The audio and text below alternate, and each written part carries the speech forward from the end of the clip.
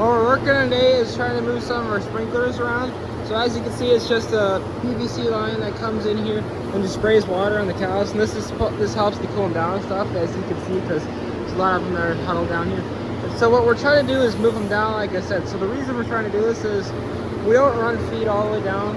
Like that's where the feed ends up getting run out. And there's all this extra space here.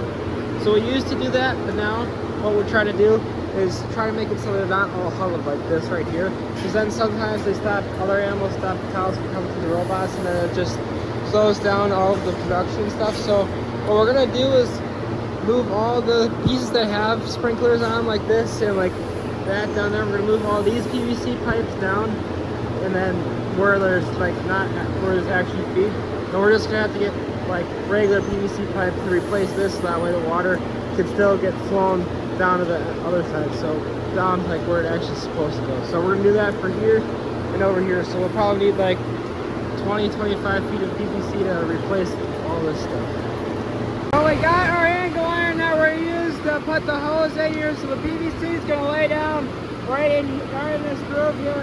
It is absolutely downpouring outside. We've gotten way too much rain lately. We had corn drown out, and we just replanted it. And now it's back to standing water, so we're having a rough year so far at that. But anyways, what we're doing is you weld the bolts on here, and then there's a hole, so that way the bolt gets bolted inside that pipe, and that'll hold it on there. So this we're gonna work on getting this first one up there, and then we'll get the other one up there, and then we'll work on getting the PVC up. To move this PVC down, we're gonna have to cut all the zip ties, because otherwise it's pretty tight, so this won't be able to move very well. So we're gonna cut those, and then eventually we'll bring the saws up and we'll cut it here, and then we'll slide it down there, and then put our new pipe in between down here.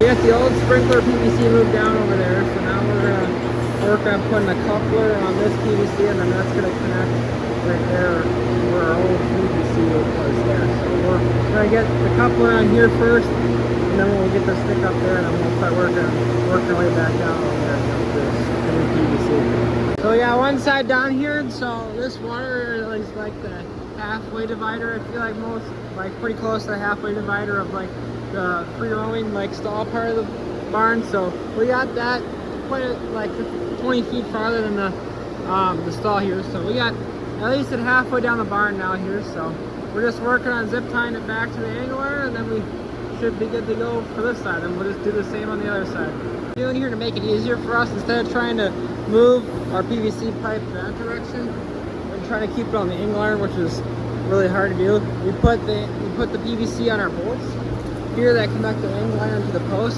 So that way all we have to do is spin the PVC, so that way we're not dragging our nozzles along the angle iron, and it slides really easy on here. So that's the thing we figured out from the first side, that would be easier.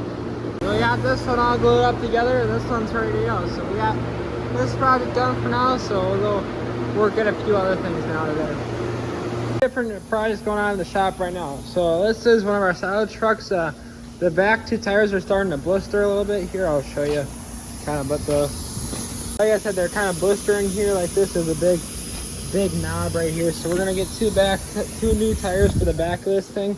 And this tractor's in here because we had a bolt break on the clutch here, so this is starting to act up a little bit. So that's what this is in here for. So we had to split this for that to fix that. And also we have our generator in here. So the reason we bought the generators is this one, when we have bad weather, can go up by the new barn, and then the other one will run our well down here. That's down here kind of.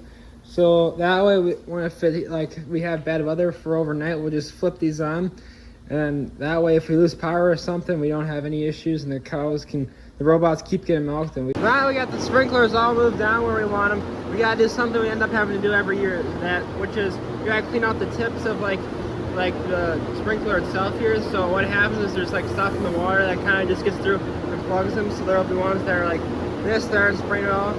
Then you'll have ones that are down there like this one here that's spraying like it should be. So well, normally I'm doing this once a year when we first turn them on. So all you have to do is like take the very tip off right there, take that off, and we put them in a bucket and we wash them a little bit, and then put them back on, and they'll all spray like they're supposed to. Basically all the sprinkler nozzle is made of is the black piece here that threads into the PVC, and then this is the actual nozzle, and that just sits inside the black piece like it seals itself with all the pressure of the water pushing it down in there. So Duke's gonna work on cleaning these while I work on taking out the other side of the nozzles, so that way hopefully by then he'll have out this side done. So we got the sprinklers all put back in and turned back on, so these are gonna work, should be working now for a while here. So we have all of our fields planted right now except for stuff that's underwater, but we can't really get to that anyways, so we have to haul out in our neighbor's field that they're letting us haul out here, and as you can see there's water, standing water here, but we're gonna try to hopefully get back there where there's actually it's dry. So we're gonna see how deep it gets here, and then if we can't get through here we'll have to find somewhere else to haul.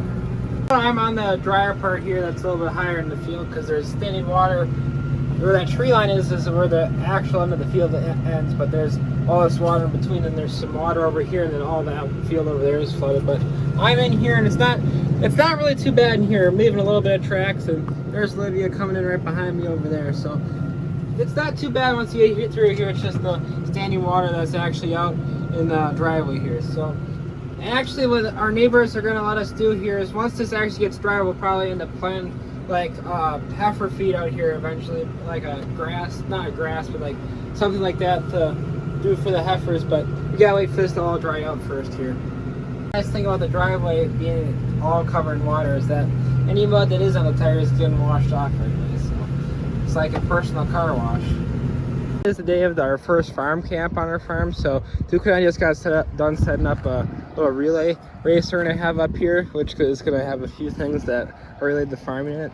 So they're right down there with the first tour down there. They're gonna do that right now. So we also got our feed consultant over there, and he's got a little diagram of that shows like the track of a cow stomach. So if you guys want to see like what happens during the day, just stay tuned for our next video. I'm gonna do a sneak peek on some of the stuff that's gonna be happening in that video in the camp.